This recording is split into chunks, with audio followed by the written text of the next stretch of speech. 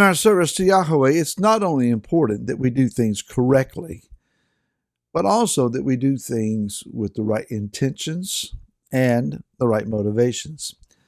I'm Barry Phillips with 2-Minute Torah, day 1 of Baha'elatecha, when you raise. The idea is to ascend here.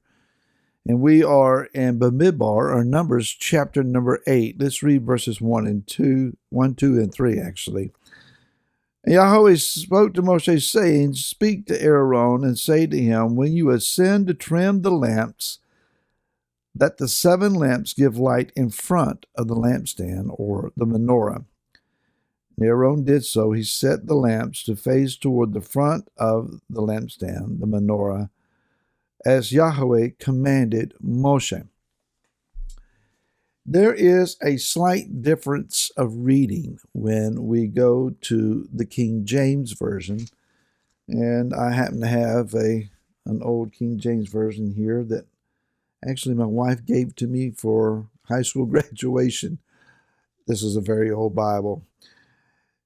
Chapter 8, verse 1, and the King James says, And the Lord spoke unto Moshe, or to Moses, saying, Speak to Aaron, and say unto him, and notice the phrase in here, when thou lightest the lamps, the 7 lamps shall give light over against the candlestick. Now, we have just read, and it says, when you ascend to trim the lamps. If you compare that to the King James, it just simply says, when thou lightest the lamps. Lightest the lamps doesn't say anything about the condition, the requirement to ascend to light the lamps. And when I went to a blue letter Bible version to deal with this and looked at the Hebrew here, Baha'elatecha, again, is just simply here translated, when thou lightest. But the idea of Baha'elatecha, it includes the word Allah, or Allah is not the name of a false god here, but it is the idea then of the word that says that we are to ascend. It means to go up. It's where we get the idea of the word aliyah, to go up, to ascend. In any direction that you approach Jerusalem, the topography requires you to make an ascension because it's a city elevated on a hill, as Yeshua indicated. And so there is this need then that in our going to light the lamps of the menorah, that there is a requirement that we step up. Now, in the tabernacle, the floor is flat, so there are no steps, there is no pedestal to ascend on, no climbing involved. The priest could simply stand flat on the earth there and be able to reach up to the lamps. So what is this ascending that is required? What is this focus that is easily overlooked? Now, we have just concluded in the previous chapter where each of the tribal princes brought a particular offering, and these offerings were all identical. It's somewhat repetitive reading, but it does inform us that what each person brought, even though it was identical to someone previous to them, Yah took notice of it, full notice of it, and everything was listed because everything was personally given, and it spoke of their personal heart toward Yah. Now we come to chapter 8, and where the tribal prince of Levi was not included in these other offerings. Some of the rabbinical commentaries say, well, Aaron felt left out, and he felt like it was overlooked. He had no offering as these other princes did to present, and so he was down, and he was a little discouraged. And to make up for what appeared to be a slight that was toward him, Yah gave him the privilege of a daily ascending to come up and to light the menorah, to make Aaron feel better. I don't know that the temple service had anything to do necessarily with any of the high priest's generational feelings.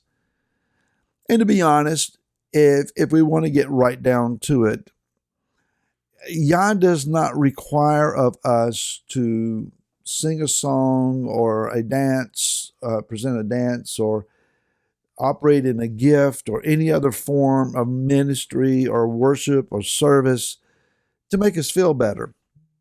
Certainly in the act of obedience and the means of carrying and sharing the word and its ministry to others, there is this feeling of self-fulfillment, of accomplishment, of success, or something worthy. And we are privileged to participate in that. It's an honor. It's service unto our King. But it's not about our feelings. It's about exalting the Most High. It's about lifting His name up and not our own. The direction here is that when you ascend. And so there is this requirement that as the lamps are lit, that the wicks point forward and inward, so that the center shaft, the shamash, the servant, which is representative of Yeshua individually, personally, He is the vine, we are the branches. Whatever we do should reflect upon Him. And indeed, what we do, the manner in which we carry out whatever service or act of worship that we present before others and before our King, it's reflection on Him. Not only the correct way that we do things, but what is our intention? As our intention to do what we do so then that the applause can come forward and we be recognized, oh, that was wonderful. And certainly we should encourage people who do things well. You did well. We appreciate what you did. It's done well. But that's not the purpose or should be the motivation behind.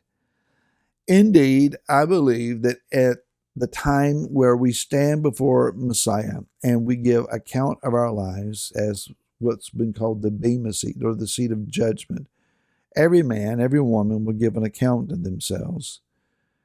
There will be those that operated unknown to anyone else, we may say behind the scenes, secretly, without any fanfare or recognition.